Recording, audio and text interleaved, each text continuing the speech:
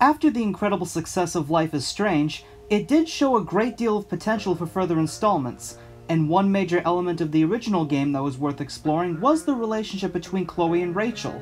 Before the Storm is a prequel developed by Deck 9, and while it succeeds as a prequel, it also has the common flaws as well. The game is set once again in Arcadia Bay, a few years before the events of the first game, where Chloe, now voiced by Rihanna DeVeris, goes to a private concert held at the Old Mill after she, gives the middle finger to a fence, and soon meets Rachel after getting into a fight. The next morning, Chloe has a fight with David, who is dating her mother at the time, before returning to school. It's worth noting that David is also voiced by a different actor due to a strike at the time, and I wouldn't have a problem with that, but it seems that too much of his character has been changed. In the original game, he was shown to be controlling, aggressive, but he still cared enough about his family to make him redeemable. Here, he is shown to be more sympathetic and wanting to reach out to Chloe to become part of her life, and he was also open to second chances. I know this can be understandable given Chloe's defiant nature over time, but we hardly see any transition of character to fit into the story. The same issue goes for Frank, who is a lot more mellow in contrast to his previously established confrontational nature. Once at school, Chloe comes across Rachel again, and the two decide to ditch school and hop on a train. I actually like the moments like this where we got to explore their relationship and see the ways that they connect. We have just enough time to develop Rachel as a character, and see some new sides of Chloe's personality.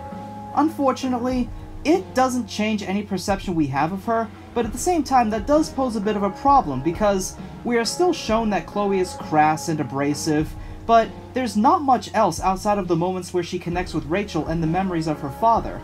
Rachel is still fun, but sometimes her character is a little all over the place. The main example is when the two are at a park and she instantly becomes hostile towards Chloe after they see a kissing couple. It is later revealed that the man is her father caught in an alleged affair, but the build-up to that doesn't feel earned. The end of the second chapter is set at Rachel's house when tensions are at their highest until her father reveals that the woman from the park was actually Rachel's biological mother. I'll admit, that one caught me off guard a little.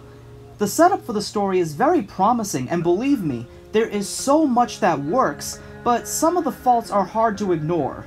There are a few plot holes that pop up, and they sometimes try to play up suspense that a character might die when we know damn well they won't.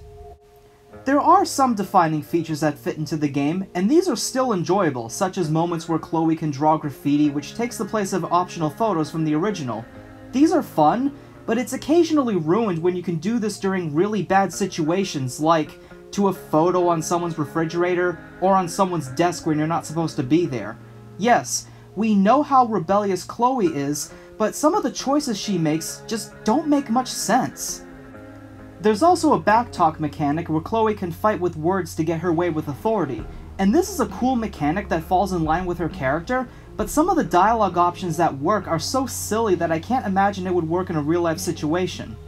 Speaking of which, since this game takes place before the butterfly effect, time travel, and elements of superpowers, the writers feel the need to fully ground the story in reality. On the one hand, that is fine, but they also harm themselves by alluding to the fact that Rachel might have the power to control nature, but it's immediately dropped and never referenced again. I can understand that this was done to keep with continuity, but it also distracts from the already established tone a little. The new characters that we meet are more memorable than the other students from the original, but I find that some are attempts to be copies of others. There's this one guy named Elliot who acts as a shy introvert that wants to be with Chloe, and at first, he just comes across as a bad version of Warren, but later, he becomes angry and controlling in an attempt to get his way. I can see this working, but the way it's handled is a little weak and instead feels like the writers were trying to parody Elliot Rodger. I know that a majority of this was negative, but I actually found so much to love about this game. The soundtrack is beautiful and adds to the atmosphere. Most of it is composed by Daughter, and they do a great job to add to some scenes without shoving emotion in your face. The animations look good, the lip sync is a lot better, and even though this is a much shorter game, there is still enough content worth checking out. There's even a bonus chapter that takes place on the last day Max and Chloe spend together, which is also the same night that Chloe loses her father. Even though they go through the cliché of waiting for too long to deliver news, I still appreciate what they accomplish in terms of character development. They even bring back the original cast, who are still welcome and give great delivery once again. Finally, even though it's introduced during the last chapter, I think that the overall message is actually really effective. Essentially, the moral dilemma that is given is having to lie to someone that you care about if it means protecting them from a worse truth.